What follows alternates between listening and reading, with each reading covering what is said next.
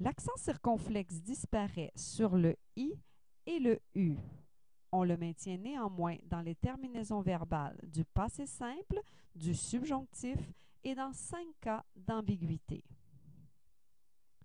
Pourquoi écrivait-on traditionnellement bûche avec un accent circonflexe, mais ruche sans accent? Et pourquoi croûte avec accent, mais route sans accent?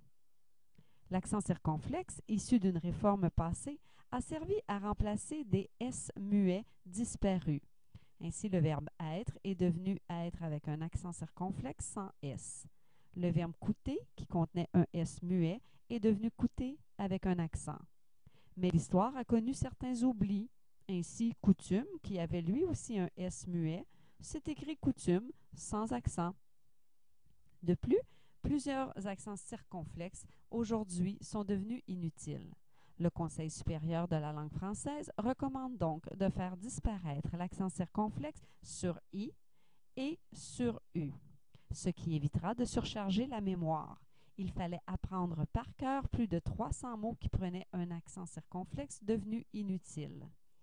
Ainsi, sur le I de plaît, de connaître, de paraît, de dîner, de maîtrise, nous ne mettons plus l'accent circonflexe.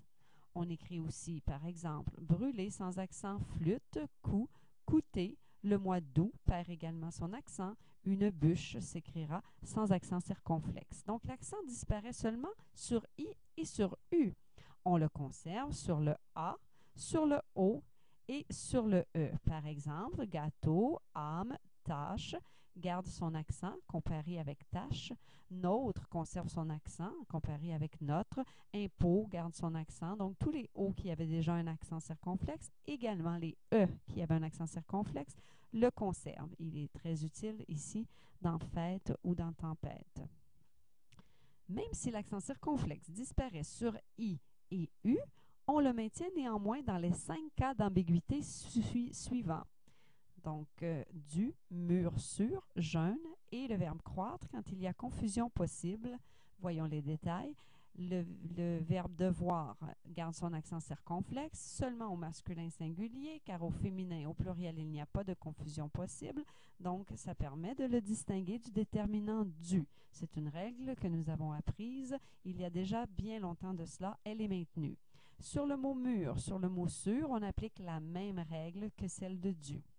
Avec jeûne, que ce soit le nom ou le verbe, on maintient l'accent s'il y a confusion possible avec l'adjectif ou le nom jeûne. Et le verbe croître, on conserve son accent seulement dans les conjugaisons où il y aurait confusion avec la conjugaison du verbe croire. On le maintient aussi, cet accent, dans les terminaisons verbales du passé simple et du subjonctif imparfait par parallélisme de conjugaison avec les verbes en ER qui portent déjà un accent sur le A. Donc, on continuera à écrire sur le I et le U avec le nous et le vous, l'accent circonflexe. Dans vous construisîtes, vous me plûtes, c'est le verbe plaire. Ces temps sont relativement rares. Le passé antérieur subit le même phénomène. Nous conservons l'accent sur nous eûmes mangé, vous fûtes arrivés. Au subjonctif imparfait, l'accent circonflexe existe à la troisième personne du singulier, notamment pour le distinguer du passé simple à la troisième personne du singulier qui, lui, n'a jamais eu d'accent. Donc, il est pertinent de le maintenir.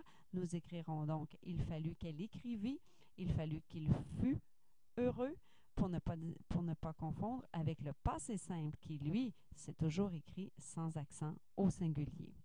Il en est de même au subjonctif plus que parfait, qui est un temps très rare, et vous employez sûrement ces temps peu fréquemment dans vos textes. Donc, comparons le passé antérieur avec le plus que parfait du subjonctif.